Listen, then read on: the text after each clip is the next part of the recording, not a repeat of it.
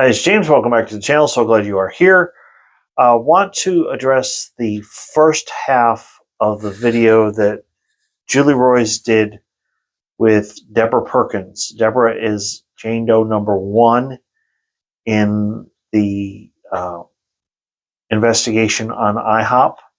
She was the first person that I know of that came forward and told others about what Mike had done to her. And so this was a very detailed interview. I'm not going to cover everything. I would highly encourage you to go on YouTube, look up Julie Roys, and look at that. This interview is powerful. I mean, I knew Mike was a creep. Then I watched the video, and I wanted to throw up. This was awful. Mike Bickle's definitely a wolf in sheep's clothing. But you have to, when Deborah Perkins was an intern for him, this was at Metro Christian Church before even IHOP started. She was 19 years old. Mike was 42 at the time. 42. She said that Mike groomed her and her entire family. Her dad was a Nazarene pastor. They went to a conference in 1989 where Mike was there, and she was 12 at the time. Her dad had lunch with Mike Bickle, and they just absolutely, it's like Mike became a rock star to this family. And he was easy to talk to. Apparently later on, Deborah's dad, as a Nazarene pastor, took a church in Oklahoma, and they would often drive up to Kansas City just to hear Mike speak, most likely during the week, because if he's preaching on Sundays.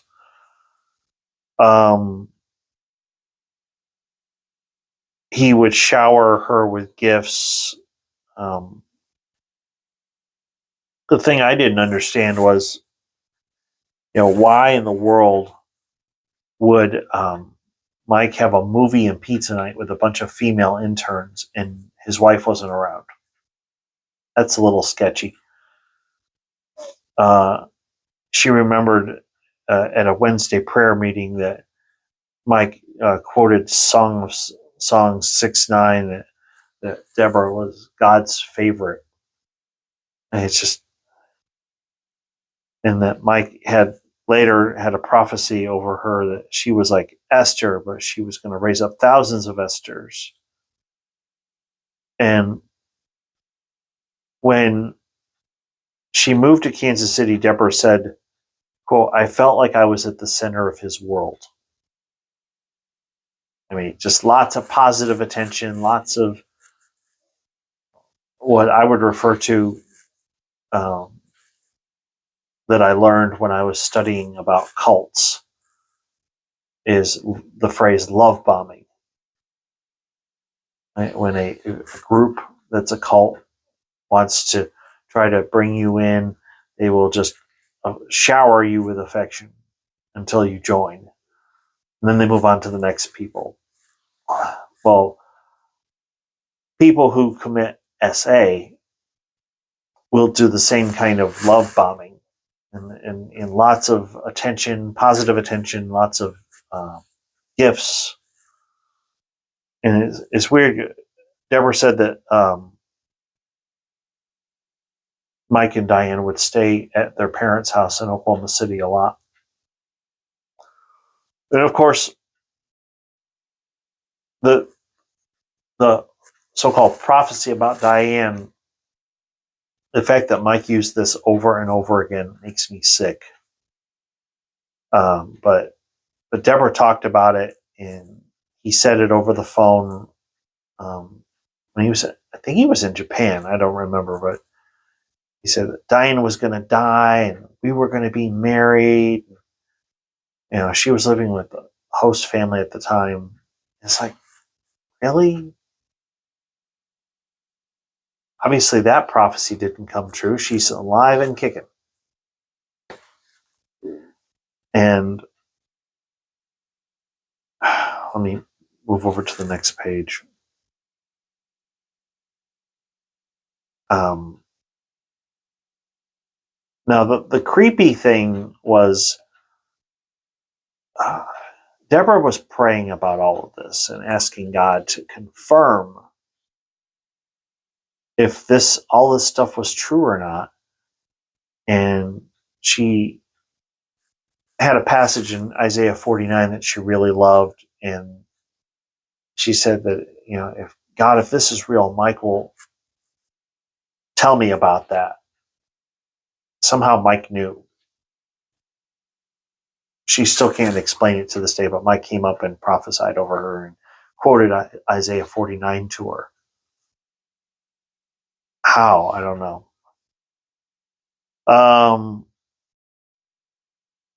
1997, Deborah became essentially like a research assistant. They would meet in libraries. This was in between the period between Metro Christian Church and then the start of IHOP. And they went to Europe. And Mike brought a team of 5 people, well, 6 people with him. There were 5 women and one male intern that went on. And there was a point in the trip where Mike was missing. They went looking for him. They found him at this like weird hotel in Paris. They had gone on a trip to England and France, but they were finishing up in Paris. And,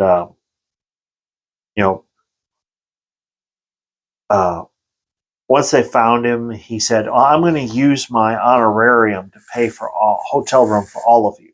Everybody gets a hotel room. So he kind of smoothed things over by using money. And then once she got to her room, Mike called the room and said, hey, let's go across the street and meet at a restaurant. This is where things got ugly because he ordered them drinks. She doesn't drink a whole lot, so she's not used to alcohol. They leave the restaurant, and then in the alleyway, Mike kisses her. And she doesn't remember anything after that. She remembers waking up in her hotel room. But she knew that mistreatment had taken place. And the weird thing is that she said that Mike would apologize and we would need to repent. And he would lead her through Psalm 51 in prayer. He said, we overstepped. We need to repent. And Julie pointed out about adult clergy sexual abuse, that when someone is a spiritual leader, the other person really can't give consent. And really the prayer was to put guilt on Deborah.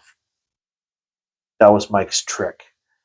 If he could make the victim feel guilty, then they are not going to talk about it because they feel the shame. And so they'll hide it. The interesting thing is Deborah said when she heard the Bill Cosby date drug story, that's when she woke up and she realized that Bill Cosby gave women alcohol, and a lot of times those women didn't like alcohol, but they drank it anyway. He put something in it. The fact that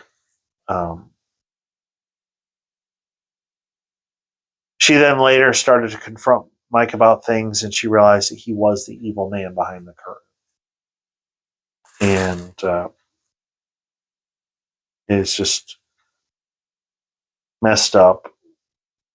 And this is the last thing I want to point out. I would highly encourage you to go watch the whole interview. Another woman told Deborah that Bob Jones told him, Mike Bickle, that he could do anything he wanted with a woman except intercourse and keep his mantle. So she didn't go into detail as far as the things that Mike actually did to her, except for the fact that they, quote unquote, didn't engage in intercourse. But still, clearly, Mike crossed multiple boundaries, used his position of power to fulfill his own desires. Clearly, Mike Bickle is a wolf in sheep's clothing. I'll cover the second half of the interview either Sunday or Saturday or Sunday. Obviously, we're going to this awesome conference, the Restore 2025 conference. So I made this video late Wednesday night, Thursday morning. We're going to post it on Friday because I need travel time. And we're going to be going, to the airport and to another airport and to Phoenix, get the rental car, get to the hotel, all that stuff. I'm probably not going to want to make a video when I get to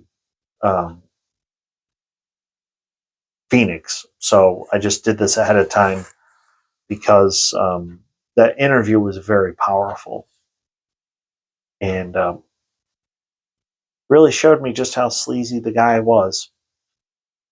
So, anyway, if you are new, please hit like and subscribe. I do want to thank you for being here. Thank you for watching. Like I said, we'll somehow this weekend we'll get the second part of the interview. I'll comment on that because there's some good stuff that happened. There are people that supported Deborah that we need to talk about because and lift up as a good example of what to do when someone has been hurt. I think Alan Hood, after I heard his story and how he responded to Deborah, I have nothing but respect for that man now. And everybody that's a part of the advocate group. They have done a lot of good work, and I appreciate all that they've done. So, thanks for watching, and I will see you tomorrow. Bye. Hopefully, next time you see me on a video, I'll be in Phoenix. Okay, bye.